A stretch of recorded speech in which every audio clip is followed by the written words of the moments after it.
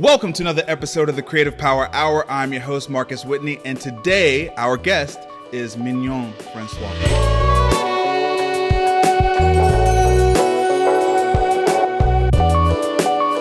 Very good. Did I do okay? You did awesome. Oh, good. I tried. See, she just said that she's Nashvilleized it, and I was like, we don't have to do that here. In fact, we can use this as an opportunity to educate people on how to properly say your name, right? You did a great job. Okay, thank you for being here. Thanks for having me. I'm so honored that you took time out of your very busy schedule to spend an hour with us. Well, thank you. I'm the one who feels honored. Like I was saying earlier, I feel like this is not an example of you reinventing yourself, but just offering another piece of yourself to us.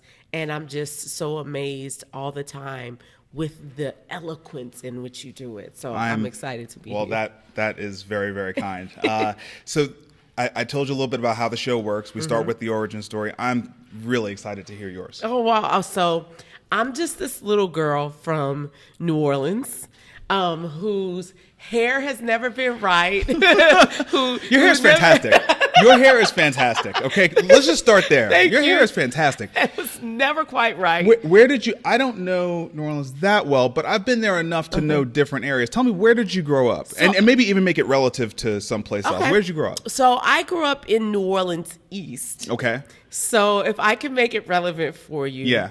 The Cash Money Millionaires, yes, would have been sort of neighbors of mine. Okay. So that's very relevant for me. Yeah. Okay. Okay. So once they became the Cash Money Millionaires. Yeah. Okay. So did you? Okay. I just want to make sure I understand this. Did you refer to your neighborhood as Uptown? No. Or was that just sort of a thing that they would? No. They So said? that's where they grew up. So I'm saying once they became famous. Got it. Then they moved to the east. Yeah, then they moved out to then New they moved Orleans to. East, Okay. Got it. Got it. Got in it. this affluent area of town. Okay. And so maybe we lived sort of like a middle class life, but we didn't know that we were really poor. Okay. The things that were important to my mother were our education and the house that we lived in. Okay. And so she put everything into making that happen for us, working 3 jobs many times. And my father, who was a provider, even though he wasn't in the home, he was always there. Yeah. My father provided for his children. Even after we graduated from high school, he was still providing because it was required that my mother keep the, sort of the lifestyle of the home that they created for us available to us to come home to. Got it. So for years after we left even. So that's the kind of example. How many generations of your family was in New Orleans? Oh my gosh. New Orleans is such an interesting place. Yes. For the people who are native, if you're an outsider and you've been there and past the Bourbon Street experience, right? So I've been there probably 5 or 6 times now, enough to like really have a lot of respect for the culture and for the people and how much has contributed to America, to America, to the world certainly, but America, it's like a big deal. And I'm just so curious about the people who grew up there and like what the lineage was like and what are the stories. You're good at this. How did that happen? Oh, you're good at this. Oh, you just opened up a door so wide for me to walk straight through. So how many generations of my family are from New Orleans? This is interesting. Okay. So I just came back from laying my grandmother to rest. And that's it's very important because the woman that I am talking about is not my biological grandmother, but she's the woman who taught me everything I know that I used to create the Cupcake Collection. Wow. And so I was sitting down one day and I thought, God, what if you did this all for me? I have these really like chunky hands. All of my life, I was like, I don't have feminine hands, like the better to fight you with. On the day that my grandmother died, my biological grandmother died a few years ago, I went up to the casket and for the first time I saw my hands. So all these years I thought I had my father's hands. I actually have my grandmother's hands. Wow. Now, I was sitting about 2 years ago writing in a journal, and I just became overwhelmed, thinking, oh my gosh, what if God did this all for me? So my grandmother fell on hard times, and she asked for help. Yeah. So I don't know the complete story in that. My understanding is that this was before welfare existed. Wow. Yeah. That okay. our community stuck together. Yeah. So you asked somebody for something you needed, and they got it. There was for a you. support system. Yes. There was a safety net in the community. Right. Yeah. And so as I understand it, my grandmother somehow gets on the radio and asks for help. And my grandmother, who is in another town 2 hours away, hears the story and goes to New Orleans with a couple of her cousins or neighbors to go help this woman and get some of her children and help to take care of them. So she gets my father, who's 5 years old, and she doesn't have any children of her own. And she decides to love him and raise him and ends up keeping him for the rest of his life. Wow. And then from the radio? From the radio. Wow. So like I said, I am still in the midst of learning this part of my own heritage, my own family story. And so when we went to lay my grandmother to rest, some of the people that we met at the funeral, because I got to get up and talk. They only gave me 2 minutes, but took you got 11. It. Yeah. Because I had to say thank you to this woman who loved my father so much, who then fell in love with the woman who he married, who then gave birth to her grandchildren, who, even though my parents' marriage didn't make it, still said, you're going to bring my grandchildren here, and I'm still going to be in their life, and I'm still going to be in your life, and I'm still going to be their grandmother, and I'm still going to be your mother then, right? And that was my grandmother. Wow. She was my grandmother, and she cooked for everybody. Like, you could get a meal at any time if you were hungry from Jenny's house. And what's so interesting is that my grandmother, my mother's mother's name was Virginia. Okay. And my father's mother, this woman, her name was Virginia. Wow. My grandmother's birthday is November the 12th. And my grandmother's birthday is November the 12th. Get out of here. They What? were born on the same day, had the same name, and even had the same amount of children. Their youngest being named the same thing. What? And so so when you ask me about, my heritage in New Orleans, wow, it's still developing Yeah. even for me. But I just think about this woman who began to love us so much before she even had children that she gave birth to. Yeah. Would then love me so much. Because when I learned to drive, I would take the weekends and drive up to the country where my grandmother lived and hang with my cousins and such. Yeah. And that was a 2-hour journey. Now it's only 45 minutes with technology and the freeways and stuff that we have now. It's just 45 minutes. But a 15, 16-year-old girl driving 2 driving 2 hours away because I loved her like that and I loved being there. When you hang with my grandmother, you're going to have to do what my grandmother's doing. You're going to be working.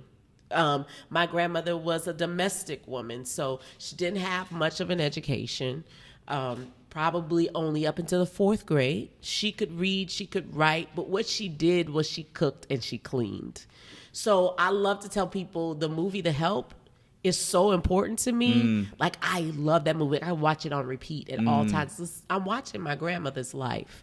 And so when she would have to leave her children to go take care of this other family, she taught them a entrepreneur. She was an entrepreneur because she could, or a true manager, because she could run someone else's household while leaving instruction for her children on how they were going to run hers. And so cooking was always very important in that household. You could get a cake at any time.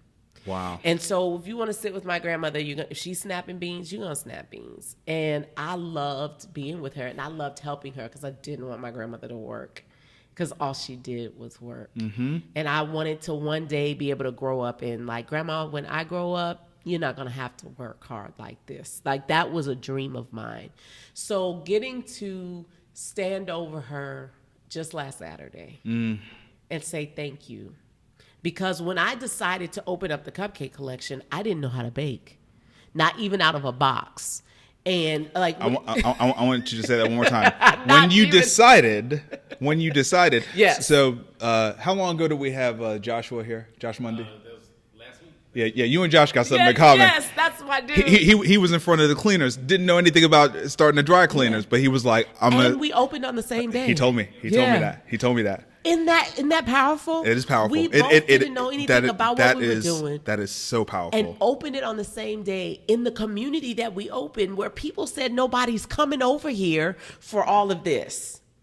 So powerful. People told me no one's going to stand in line for anything in Germantown. First of all, what is that? And then, or out north, right? Right. And then for something gourmet, not ever going to happen. And then he was offering a service that was cutting edge for this time, because people were just beginning to sort of migrate back into this area, or try to, or to like take it back or change it, in some sort of way. And it just kind of wasn't a way they were thinking about a service. They needed that service there, but weren't thinking about it in that way. So when I decided to open that here, I didn't know how to bake, not even out of a box. Can't even believe that. And, and all the recipes are now mine. But I pick up the phone and I call my grandmother. And I say, Grandma, look, the man on the radio says you could get out of debt if you have a bake sale. And I thought I could just have one every single day. So she was like, okay, well, open up your hand, because Grandma doesn't have recipes. Yeah. Pinch your fingers together. And she was telling me about ingredients. I was writing feverishly everything she had to say. And as I wrote it on a piece of paper and I looked at it, I realized I had a chemical equation right here. Right. I had what I had learned in college at Xavier University 17 years earlier that I couldn't apply, which made me end up dropping out of Xavier. All of a sudden, it made total sense to me. And I was like, oh, but we're about to make some chemical reactions up in here. And so I turned my kitchen into basically a science lab. Okay. So we connected some big dots there. So I'm so glad we started with your childhood. How did you get to Nashville? So how did that happen? I love this. You know the movie Coming to America? Yeah, of course. When they decided that they were going to Queens. Yeah, that's how I came to that. That's exactly how I did it. It's like, it's so many places to go. Nashville or California. And we chose Nashville. My best friend was living here, and I just thought, well, I'll be near her, and so that's what I'm gonna do. And so there. Yeah. Wow. What year did you move here? We came here in 2004. Okay. Came here in 2004 on a job offer. Okay. That my then husband, we like to call it my husband, had. And it was going to change our lives. Yeah. Our children were going to have rooms of their own. Yeah. And we were going to live in a house. Got it. And, our situation was going to be different. But as soon as we got here, it was no different. Actually, it was worse. Our situation was worse because we had sold tools to get here. So the tools that we needed to work, we now don't even have, because he took this job. And as soon as he took the job, the industry or the division that he was to open, it fell through. Wow. So it's like, well, you could be. You picked up everything, got here, and had nothing. Yeah. Wow. So then it's like, well, we got to start over. You can be a cabinet installer on our team. And so he took that. Mm-hmm. And so as he was installing cabinets around North Nashville, he called me on the phone and said, there's this house that I want you to see, and there's this restaurant I want to take you to. It's this like little up and coming area, and it reminds me of home. So I was like, okay, cool. So he picked me up. He brought me to what is now Germantown. Yeah. And he brought me to this little ugly brown house. And we went on the inside, and it was raining more on the inside than it was on the outside. And I was like, this restaurant better be better than this house. So we left, and we went down to the restaurant, and we called, because we had walked around the house. We called the real estate agent. The real estate agent said, I'll meet you there. So we ate at the restaurant, which was called the Mad Platter. Mad Platter closed. Gone now. Yeah, just closed like a year ago, right? Yeah, It hung in there for a while. And man, it has meant so much to my family. Many times when if I couldn't get home in time for my children, that was their safe place. Sure. They Amazing. would feed them. Amazing. They would never take money from me. And God knows I'd be praying, please don't eat too much. Please don't eat too much. And they would never take money from me. Wow. And so their maitre d', her name was Brenda. She would feed my kids many afternoons while they waited for me to get there. Brenda, I'm sending this to you just so you know we're talking about you right now. Okay. I know Brenda real well. I know Brenda. Oh my gosh. I know Brenda her. Phillips real well. Yes, we love her. Okay, and keep going. So many days that she would feed them. But anyway, I was sitting there and looking out the window, and all these people were coming out of their houses and eating and then going back inside. And so I thought, well, they're working and eating and enjoying their neighborhood. Take me back to that house. Yeah. So we go inside the house. It stinks. And we fall through the floorboard and on the ground to our knees say, it's beautiful. We'll take it. And it was $140,000. I can't even. Oh, that was the asking price. I mean, are you kidding me? And I couldn't even imagine that anybody would fix their lips to ask for $140,000 for this house, which was condemned. And so we saw on the sign that they were offering owner financing. And so I thought, well, we'll take that. Like, it is not that easy, right? Yeah. So they were offering owner financing, and we thought we'd offer them $80,000 because you better be happy, right, that somebody wants this place, right? And he thought, are you kidding me? There's going to be a restaurant here. And I thought, ain't no way anybody wants this. He's like, well, I'm telling you, many people have called me about this place, and they want it. And so we wrote out an offer. We would give them the $140,000 that they were asking. We didn't want to make any note payments for a year because we needed the money. You're gonna have to do work. Yeah, we have to do the work. Yeah, right? Yeah. And then we wanted them to do owner financing. Okay. And we'll take the house. Thank you. It is not that easy. And so, like, I remember my husband saying, you can't write that. I'm like, if God is who he says he is, we can write whatever we want to write. If this is our house, we will get it, right? And he was so embarrassed of what I was saying, but we didn't have anything to lose because we didn't have anything to give. That's right. We didn't have any credit. We didn't have any money. Like, we might as well try. Wow. So, of course, they laughed at us. Sure, yeah. And they said, forget about it. This is going to be a restaurant, and they have plenty of people who want to invest in it. Fast forward a couple of months, not even maybe 3 tops. Might have been more like 6 or 8 weeks. And we get a telephone call from the real estate agent. Are you still interested in that house? Oh, you mean the one that everybody's going to want to get? You mean the one that all the restaurants want to be in? Yes, we're still interested. And so he said, the owner wants to talk to you.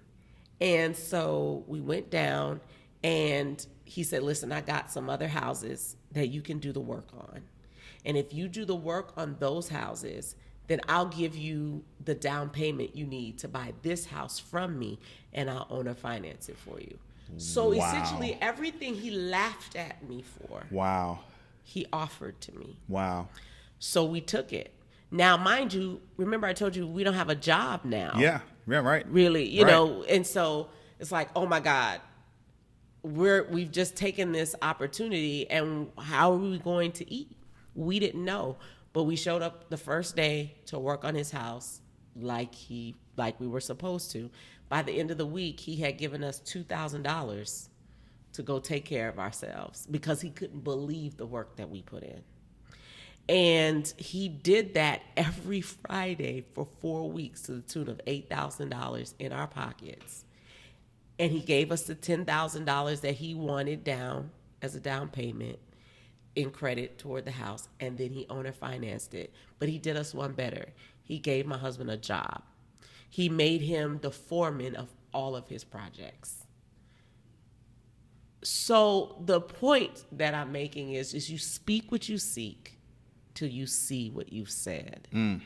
Like, it doesn't matter what it looks like to anybody else. One of my friends, Will Radford, said this to me: you do not take a no from somebody who cannot give you a yes. And I feel like that when it comes to God. Everything I asked for in that original document, he gave to us, including he gave us a $40,000 open line of credit at Home Depot to buy whatever we needed to do our house with.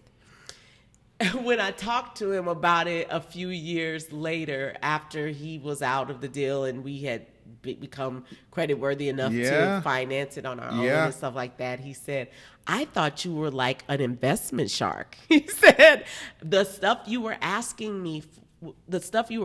of me was like investors. Right. And all I was doing was presenting. You were putting a deal together. You were working with what you had, which with was what I nothing. had, yeah. Which was nothing. It was like, how can I make this happen with absolutely nothing? Yes. What can the deal look like? And then that's what I want people to know. That whatever you have in your heart, in your mind, that somewhere else it's working for somebody. Amen. Wow. And that you can have whatever you come up with in your mind, as long as it's right. Mm-hmm. You know what I mean? As long as it's not to hurt anybody, as long as it's for the betterment, right? That you can make up stuff and you can cause it to come into fruition. So I think it's so funny. Like, I'm having an aha moment right now. This man told me there's going to be a restaurant here. Hold on. The very first time you said it, I'm like, okay. And you were telling him no, and I'm like, hold on. Didn't you put the restaurant there? It never even dawned on me till just now.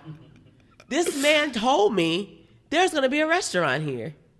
All I wanted to do was raise my babies in a house. Yeah. Because they had been living in apartments. I wanted them to have a yard, and I wanted them to live in the inner city. Yeah. I wanted them to have that experience. I wanted them to not be sheltered. I wanted them to catch the bus.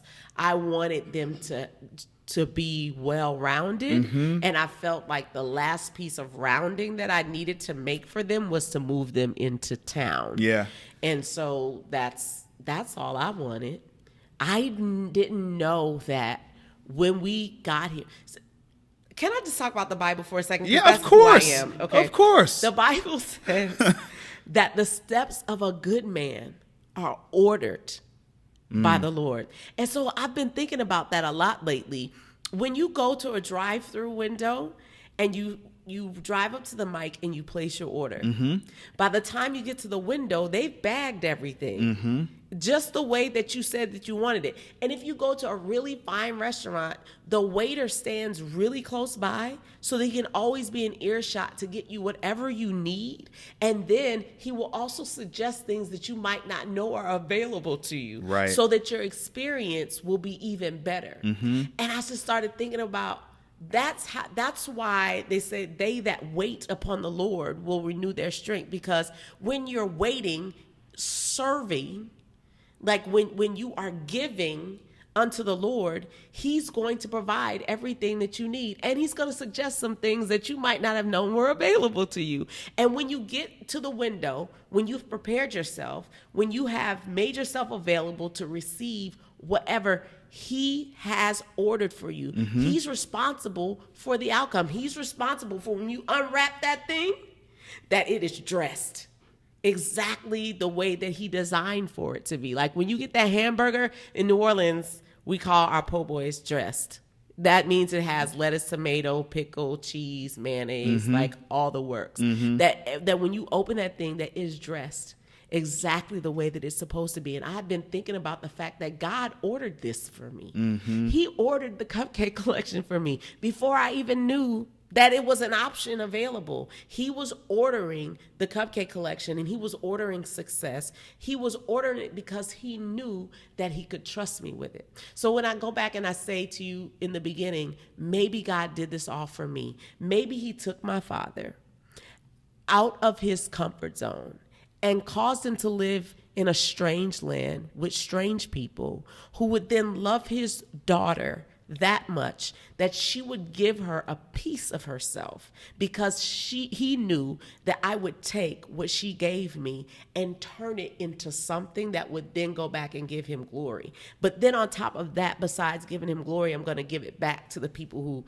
who are coming along with me. So I have gone back to New Orleans. New Orleans is all about legacy building for me. I wanted to create this idea of sweat equity, that there would be people who would love to operate a Cupcake Collection, but they're never going to have enough money to buy in for a franchise. I believe we're blessed to be a blessing, not so that we can just take, but our hands are supposed to stay open and things are supposed to fall out. God showed me in the shower one day, count the drops coming out. I'm like, drops? These are streams.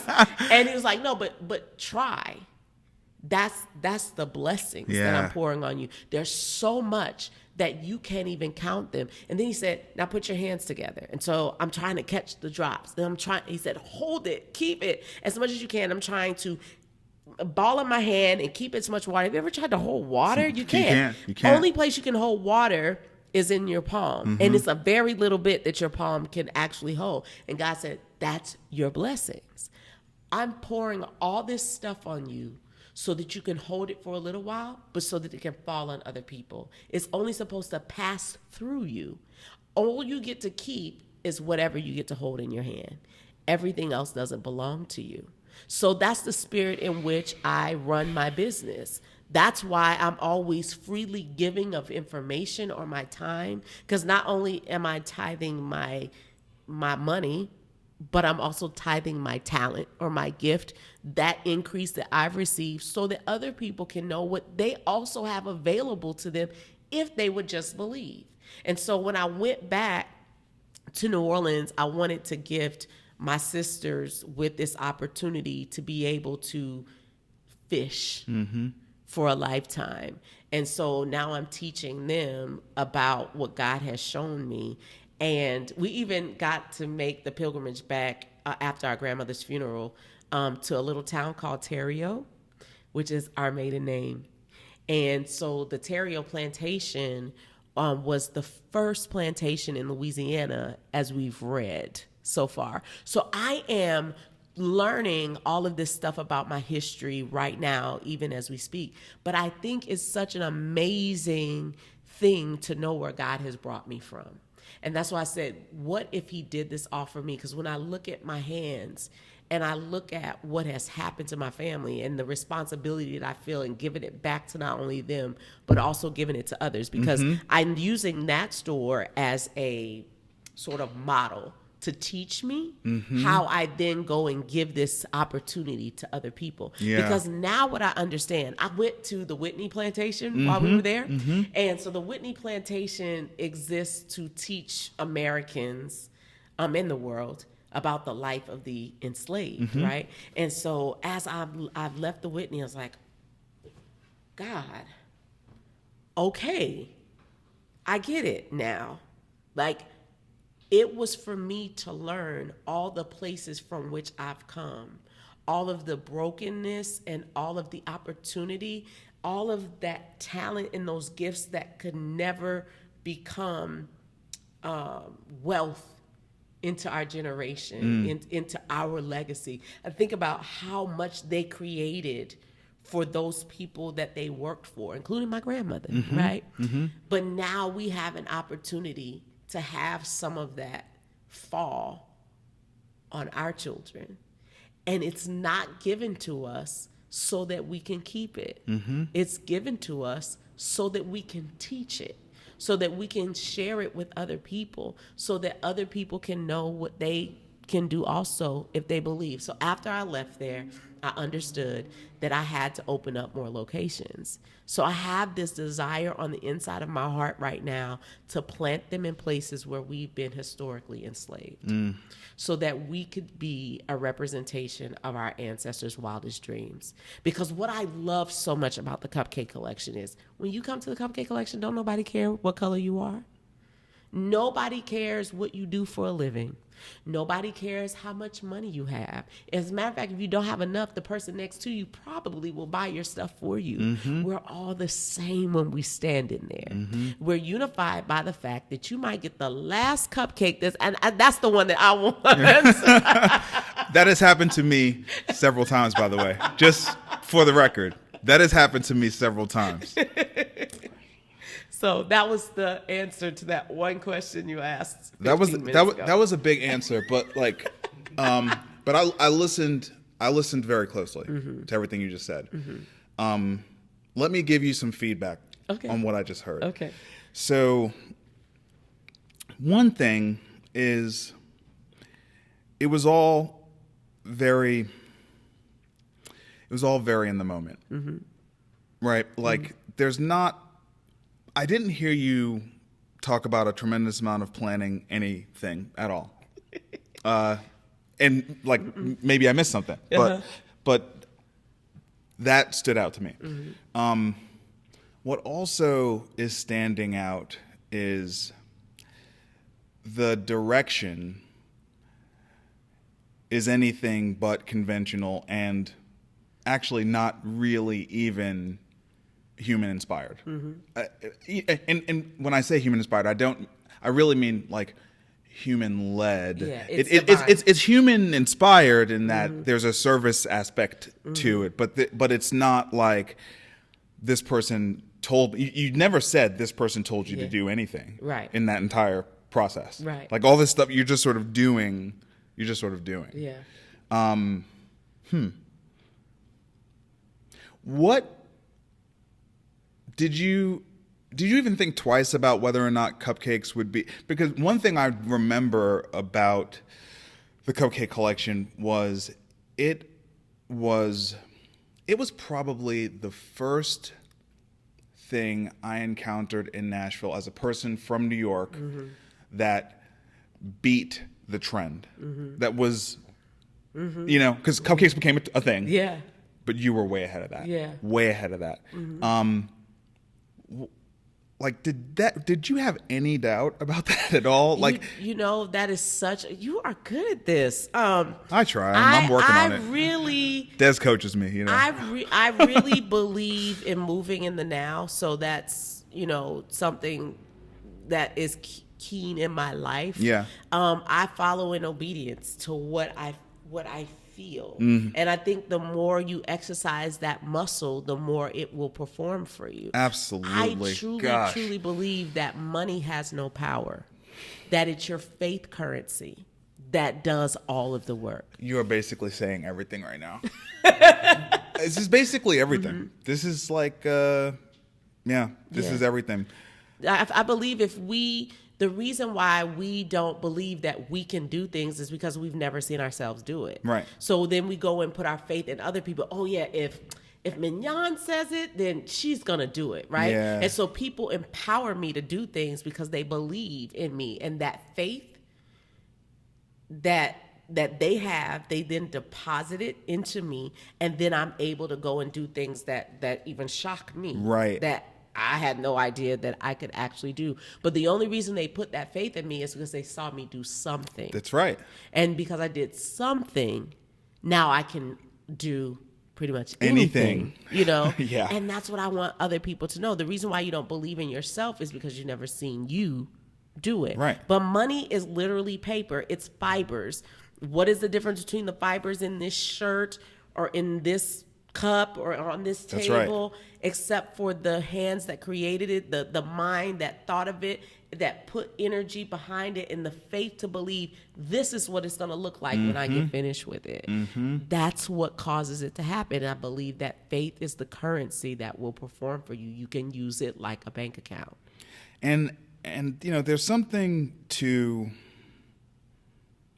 I'd love to just hear your thoughts about this. I mean, I think about it in this phase of life that I'm in right now. You talked about you said that I'm not really reinventing myself, but I think to the outside world that's probably the easiest way to sort of coin it, because there was a while where people just saw me as a tech guy. That was sort of what they saw me as, and then they just saw me as an entrepreneur guy, and then people who have only known me through the soccer experiment, they just, and I'm just like, all of those things, it's like yes to all and none of all. You know what I'm saying? Like yes to all and none of all. But I don't have a vision for where it's all going to go. I just want to do, I really like the process of creating. I like walking in here, sitting down, and just doing this. And I think what a lot of people don't get is I actually was kind of shocked now that I'm almost a full year into doing this, and I'm like, I've been here 19 years. All these amazing people have been here this whole time. Yeah. Nobody else has done this. Like it's kind of, you know what I'm saying? Yeah. Like it's kind of like you with the lease. Like nobody. Yeah. Like he came back to you a month later because nobody else had the vision to like see. So no one else wanted to. You get my point? He wanted somebody to love his house, and nobody else loved it. Nobody else came up with something. All those people who had all this money, and right? None of it. Yeah, I get it. And you see the same people do things over and over and over again. This is what you're saying. The same people do this and do that and do this, and it's like, there's enough things for everybody to do one thing. You know what I'm saying? Or do two things, or do three things. So why don't so much of what I'm trying to do is really inspire people to like do that first thing. Yeah. Because once you do the first thing, that's pretty much it. That's pretty much it. Yeah. You do the first one, and then Yeah. Then it's like it's like putting on. You seen that movie, Charlie and the Chocolate Factory? Yeah, of course. Yeah. When the little girl eats the blueberries and she goes up into the sky and she can see down or whatever. At the end, you can see so clearly everything. The view is quite different. Yes. And I just really feel like now when I say, this is what I'm going to do. So I have a new leader in the Nashville region. Okay. And so she is new to food and everything. I just knew I needed somebody with passion. I could teach the business. I can't teach the passion. 1,000%. I got this wonderful, passionate person who'd been coming to my business for 10 years, right? And God blessed me with her. How she came is a whole nother story of this faith. But she went to a store today that you have to have a membership to get in. Okay. And they didn't let her in. But she said, I'm coming from the Cupcake Collection. And they were like, do you have your membership card? And she was like, no. And so that lady just ignored her and went on to doing whatever she was doing and just pretended like she was no longer there. And I was really disturbed by that. And then she called me on the phone. I said, why didn't you call me? Because I would have gotten you in the door. Because I understand that there's no place that I cannot go. Like I now understand, like I don't take a no from somebody who cannot give me a yes. Why can't I come inside there? Right. Why is everybody else doing it and I can't do it? Oh, but I'm going to do it too. Right. That's right. And I'm going to do it. I'm going to do it bigger. Right. And so she said, well, I'm going back, and guarantee you she got in, the second time, when she went back, because there's this thought of when you walk into something, knowing that you belong there, no one's going to stop you. That's right. Like when you walk into something with authority, nobody's going to stop you. Nope. And say, you don't belong here. Yeah, that's right. It's the authority that you take. But I think it's also that people know true confidence, and they know when yes. It's like you can't fake this. You can't fake like it. You can't fake it. You fake have to really have it. You can't fake it. Walk in and you earn that. You earn Yeah, that. definitely. You earn that. You know, you go through enough things, and you know through experience, not intellectually. You know through experience there is no difference between us. Yes. Right? Yes. And people know that. They can smell it. They can be like, "Oh, you know." Yeah. Yeah. You know what I mean? Yeah. You know I'm not better than you or they more tell special you than other you or stuff. any of those other kinds of things, right? And You then know? they tell you other stuff. Yeah. And then they make you privy to things that you didn't know, you know, or whatever. And then you're in the club. Then you see behind the curtain. Yeah. And then Yep. you're in the club with everybody where none of us cares about none of the stuff y'all were talking about. This is what we care about. And we want to make sure that we all are going, you know, this way. Yes. And I just like that's the place that I'm trying to get people to see. You're trying to open that up. I'm trying to. And yeah, I think there's an energy among many of us that have made it to see what's behind the curtain, to realize, why the hell is there a curtain? Right. Like, does the curtain serve any of us? Really? Yeah. You know what I'm saying? And Can we just And I think that transcends your political views. Yes. It transcends your skin color. It transcends everything. How much money you make. It means, because there's sort of a unity in, oh, you came over, like you crossed over. There was this Baby Geniuses movie that I used to watch when my kids were little, and the babies had a different language, and then you cross over and you no longer understand. I think that's what's happening. It's like, you just need to cross over. But we are collectively missing out. Like, the exclusivity of it means we miss out on every person who's not awake to their own creative power, right? You know what I mean? Like, because they have something super valuable to give us, but we're not getting it. We're just getting more of the same kind of thing. You know what I learned this week? Maybe it was the week before.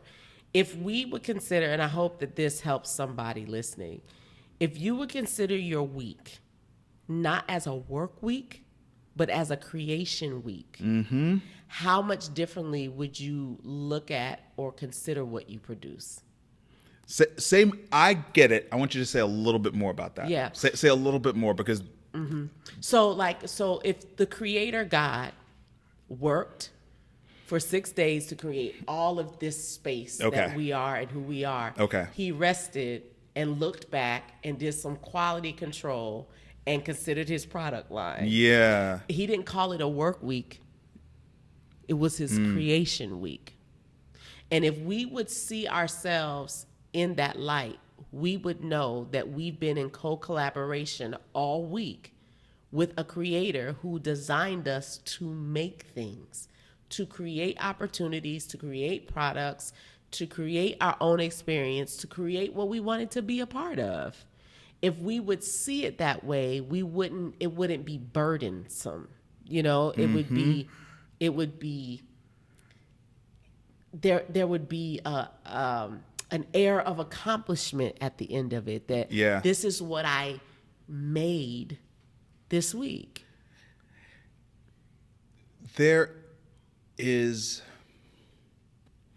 so I want to get into the why people don't. And there is legitimate, I don't want to minimize it or invalidate it at all. There is legitimate fear. There's people are afraid. There's legitimate fear that if they do that, something bad is going to, but something bad could happen to them, right? I mean, what do we do about that? Like, how do we help people with that? Because that's a real thing. I have enough respect for it to not try to, Well, that was me. Okay, so I'm really shy. And when when I say that to people, they always laugh. But because at some point you realize shy isn't gonna feed you, right? And so you tired of being sick and tired, so you're gonna do what you have to do, right? I remember I was doing this show at TPAC called "Listen to Your Mother." And I wanted to be on this cast so bad. I wrote this story of how I had to listen to my mother. That's what the whole theme was. Yeah. And so we practiced. I auditioned. I got picked. I'm like, oh my God, I got picked. And so then as we practiced and we tweaked it and we had dress rehearsals and things like that, as I was getting ready to go out on stage, I started convincing myself that people are going to laugh at me. They're going to laugh at me. I don't know if I can do this like we practiced. Because I was going to be transparent, and I was going to be swinging my arms, and I was going to be telling my business. And I just thought I should just stand still and tell it. And then this smaller feeling on this side said, but you practiced this so well. Yeah. They're really going to love it. But much more loudly, I guess, I felt stupid. But on this very small side, it's like, but what if you don't look stupid? Why don't you just do something different? So I decided to go out there and really do it. Like to just like the way I practiced. Like the exact opposite of. Yeah. I didn't listen to that that bigger feeling. Yeah. I listened to the little feeling. And I did it the exact way I practiced it. And it was a hit. I mean, of course it was. It was the turning point in my life. Yeah, I get it. I get it. When I realized the reaction I got from people who needed to hear my story, who needed what I had to say the way that I said it, it gave me permission to go out loudly everywhere else I go. Yeah. So now when I come, I'm coming with my hair as big as I can get it. With my smile as wide as I can make it, and my laugh as full as I can bring it. Because now I understand that if I got a seat at the table, or if I take up space in the room, that God didn't waste this fabulous name on nobody knowing it, so I better do my due diligence to leave a legacy with it. Because I felt like if he didn't want nobody to know my name, he just would have called me. It's hard to like pick one because that's somebody's name, right? But he gave me this fabulous name that was so different that people were saying, what? What is that? Say it again. And I was realizing that people were saying my name again. And all my life I wanted a different name. And all of a sudden I started embracing the fact that I had such a unique name. And so what I want people to know is this is a muscle. It's just like, these guns I'm over here trying to produce, right? I was here doing my push-ups because my baby is in boot camp right now. And so I'm like, he got to do push-ups, I'm doing push-ups, right? Right. But it's just like these guns I'm trying to create. That muscle to overcome how you feel has to be exercised.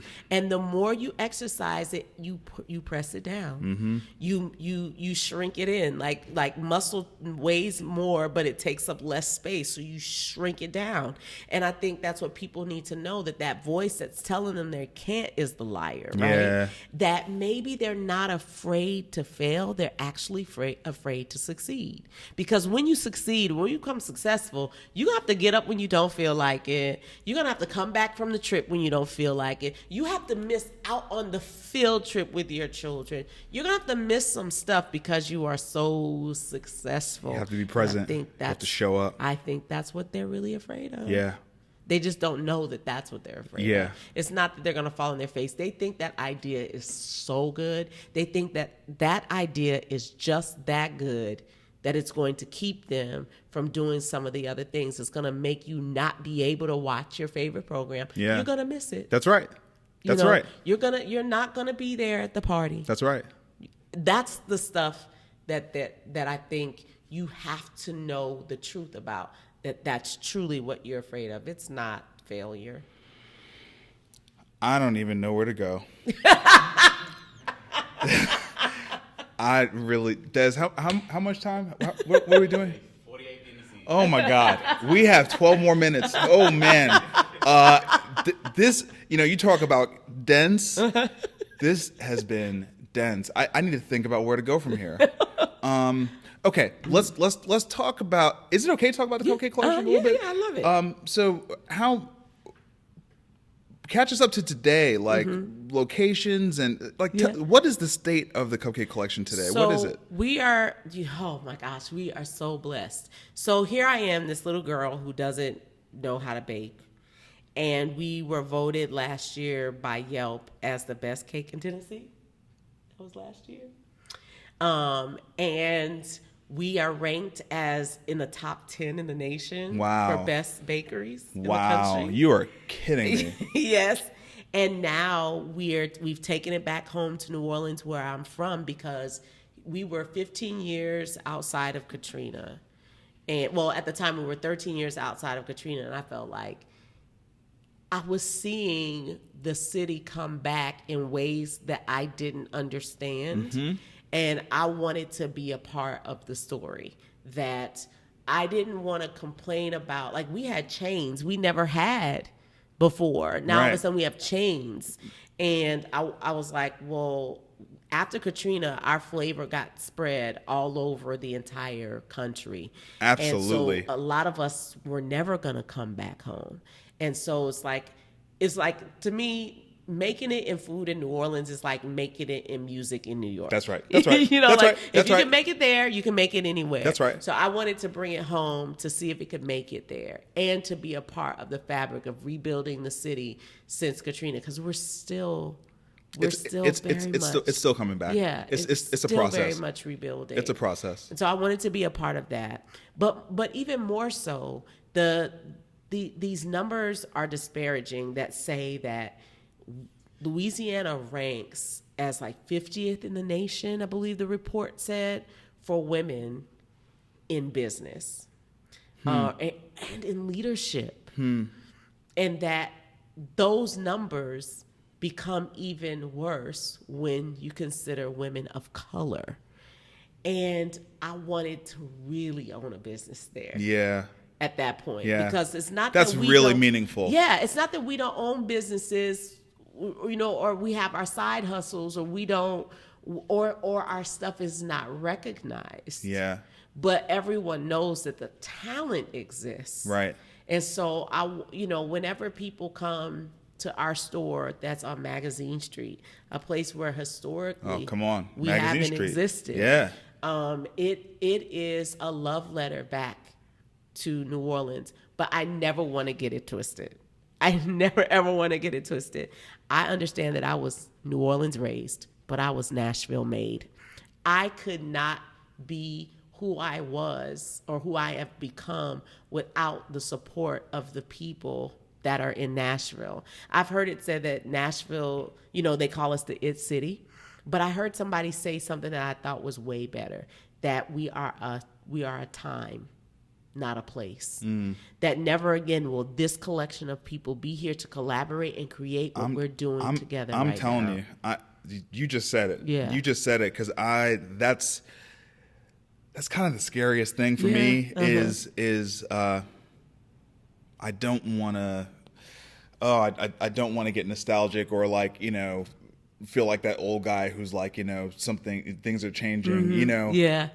Because my role in it and my space in it have changed, and I still see so much collaboration and so many good things happening here.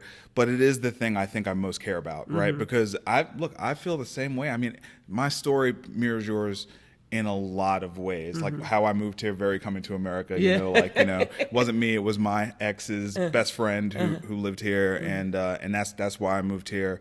And I'm born and raised in Brooklyn, but being here and the time that I spent here, this is why. You know what I mean? It's also because of how I was raised in. That was that's invaluable. The upbringing I had in Brooklyn, and that community and that village that raised me, but the opportunities I had to bloom as an adult, really here, really here, and because of a lot of generous people, a lot of generous people. I mean, I got goosebumps that story. It's like we're laughing about the guy who came back, the owner of the house, but what an incredible story. Yeah, in terms of his generosity to. That's the word. Yeah, it's generosity. That's the word. The generosity of the people collectively. Collectively, yeah. That are here in Nashville. They're willing to lend themselves to whatever you come up with. Yeah. To make it whatever it can be. Yeah. And some of the people, who are unicorns, that have been here, that are from here, if you talk to them, they're not happy about this change per se. But if they could just get the pride in knowing that they created a space for people to come in and become themselves because of who they were. Yeah, that's right. That's right. They would That's right.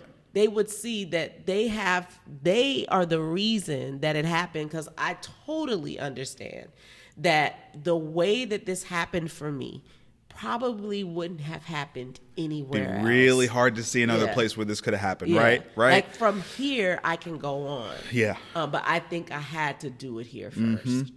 Yeah. So is New Orleans the second location? Well, no, but yes. Okay. It's the second one that we have right now. So right now we're only operating 2. Okay. We've had other locations. Yeah, but I don't care about that stuff. That's your second location. Yeah. So maybe just a little bit about that. I am, because first of all, congratulations on all the success, but certainly that national recognition and being in the top 10 bakeries in the country. I am just sensing this. You talked about chains. You brought that up, and we didn't go down a path, but I'm just sensing this return to appreciation of craft, right? It's like, because we're getting to this point where automation and mass production, we need that we need that largely because we're missing a middle class and many people can't experience things, and so that's what's accessible to many people, unfortunately. But like craft is, oh man, it's, if people could stop worrying about, you talked about Uber Eats, but like making the next Uber, and just think about making something great. Just make something great, and I promise somebody will appreciate it, and like it'll kind of grow from there.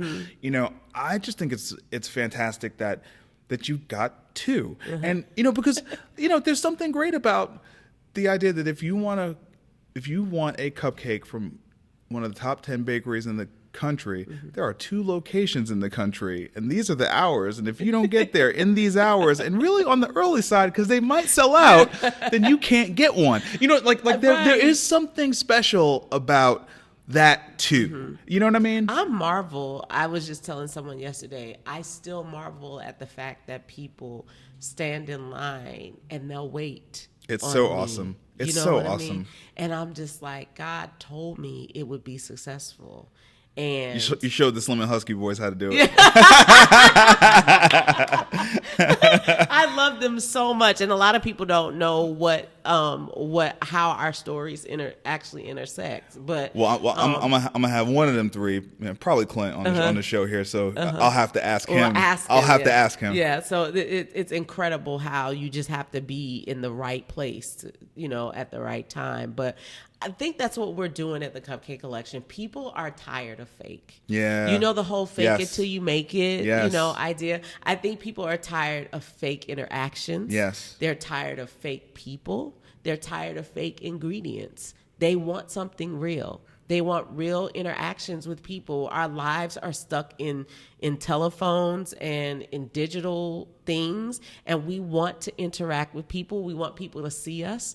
We want to taste something real. And I think, so I was watching TV this morning, and there's a whole service that takes vegetables that are going out of date and make sure those get delivered to your home because they're still good. They're still good, yeah. Just because they look, a certain way, they're actually probably sweeter. Really, yeah. It's like if you can catch them. Yeah. And so there's a whole service around making sure that you get those vegetables. I think that people just want to have something real, and that's what we do. We are just doing something authentic, and that's what I think the success of the Cupcake Collection is. I'm taking you back to the time when you sat down at the table with your grandmother, and at your grandmother's house, she probably took out a knife and a plate and sliced what she did, and it had a couple layers, and you took time and you talked about it, whatever it was. Now I've packaged it in a wrapper, and you can go sit in your car and get through whatever it is you're going through. How many times have I seen people just shaking their head in their car because I know that they're going through something. And today, what I can be in control of is I'm having this cupcake right now. And when I leave away from here, I'm going to feel better because it takes them back to a time, an authentic experience. And I think that's what people get when they come here.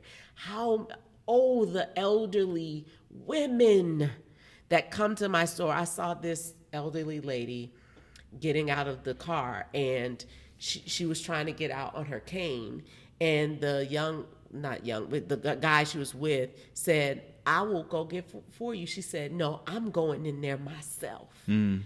Because she was so proud of this place that she wanted to see it in her time. That we had created something that was gathering people of all kinds to come and experience it. And that is winning for me. That I can be a place where you can go back and have an experience, especially when that same woman walks up to you then and says, "I haven't eaten cake like this since I was a girl." Then I know that I did something really well. That's it. That's it. That's it. I am really encouraged and moved and changed by this conversation. And I really thank you. Thank you. I really thank you. I mean, I'm moved. Big time. Tell me. No, just thank you. Well, I appreciate you. Thank you so much for the opportunity to be able to just express to other people that this work is required of us, that we have more to do. I heard a study that said that my generation was the first generation of African Americans that would have full access to opportunity.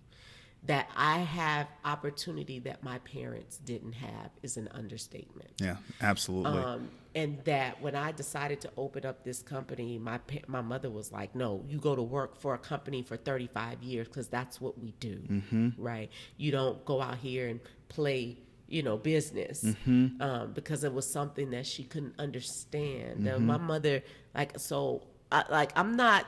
You know what I mean? This is not 45 years ago. This is happening right now. And then I recently heard some statistics that said my children's generation will be the first generation collectively that has access to wealth transference. So for the first time outside of health insurance policies, my children's generation will have the transference of property and businesses and generational wealth for the very first time. This is 2000 and almost 20. And that says a lot, that we have a responsibility to build good things. And for me, it's just I'm not trying to reinvent the wheel. I'm just trying to do this one thing really, really well. Because somebody else is going to make it because I was here.